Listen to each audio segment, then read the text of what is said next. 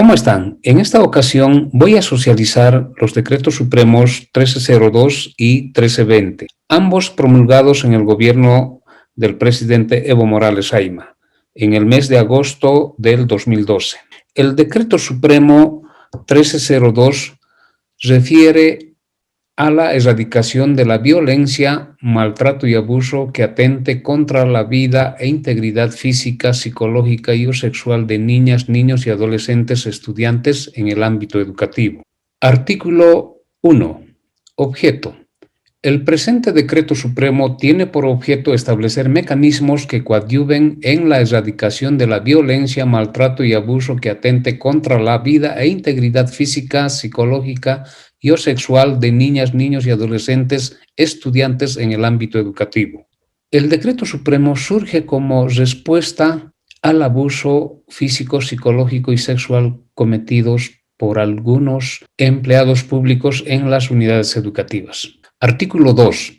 Denuncia y seguimiento de la acción penal. Las y los directores departamentales de educación y el ministro de Educación tienen la obligación de denunciar y coadyuvar en la acción penal correspondiente hasta su conclusión ante el Ministerio Público de su jurisdicción o autoridad competente en contra de docentes o administrativos del sistema educativo plurinacional que hubiesen sido sindicados de la comisión de delitos que atenten contra la vida, la integridad física, psicológica y o sexual de las niñas, niños, adolescentes, estudiantes. Con la implementación del artículo en cuestión, se desconocen los artículos estipulados en el Reglamento de Faltas y Sanciones del Magisterio Boliviano. Artículo 3. Medidas de seguridad y protección. Parágrafo 1. La o el director docente o administrativo que fuera imputado formalmente por la comisión de delitos que atenten contra la vida, la integridad física, psicológica y o sexual de las niñas, niños y adolescentes estudiantes debe ser suspendido de sus funciones sin goce de haberes mientras dure el proceso penal correspondiente como medida de seguridad y protección del menor. Este artículo fue observado y criticado por el Magisterio Nacional en su conjunto, por el texto que incrimina penalmente a los maestros cuando indica la comisión de delitos que atenten contra la vida, la integridad física, psicológica y o sexual de las niñas, niños y adolescentes estudiantes. Sin lugar a duda, el término abuso o violencia psicológica implica varios factores que van en contra del maestro. Un ejemplo, elevar la voz, no mirarle feo, como dicen en palabras sencillas en la actualidad los padres de familia, puesto que se puede considerar como maltrato psicológico. Por tanto, implicaría una imputación formal y ameritar una sanción disciplinaria para el docente. Parágrafo 2. Producida la imputación formal por parte del representante del Ministerio Público, la o el director departamental de Educación comunicará dicha imputación al Ministerio de Educación para que proceda a la suspensión del goce de haberes del imputado. Es decir, por haber elevado la voz, el maestro puede ser imputado y suspendido sus haberes desde el momento de la denuncia.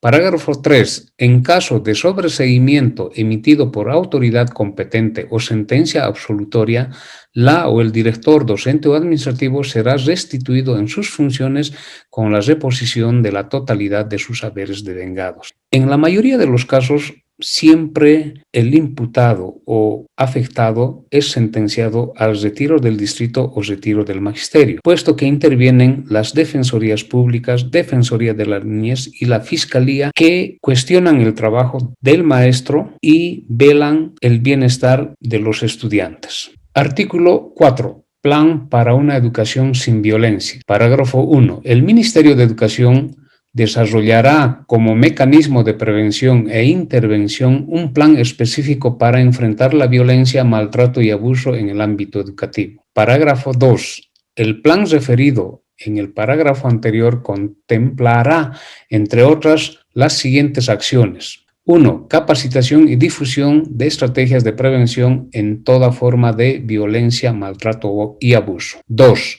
Desarrollo de lineamientos curriculares con contenido de prevención de violencia, maltrato y abuso para el sistema educativo plurinacional. 3. Promover lineamientos para un sistema de seguimiento y monitoreo del plan. 4. Promover la conformación de comités de promoción de la convivencia pacífica y armónica. Disposiciones transitorias.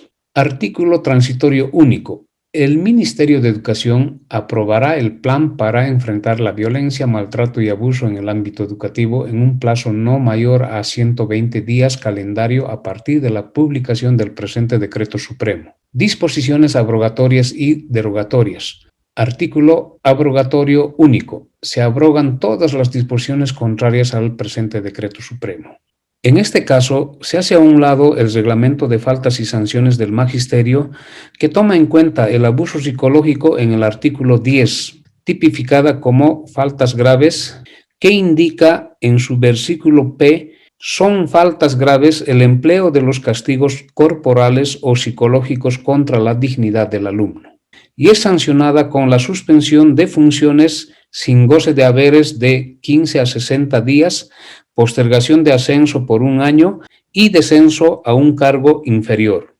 Decreto Supremo número 1320 del 8 de agosto de 2012.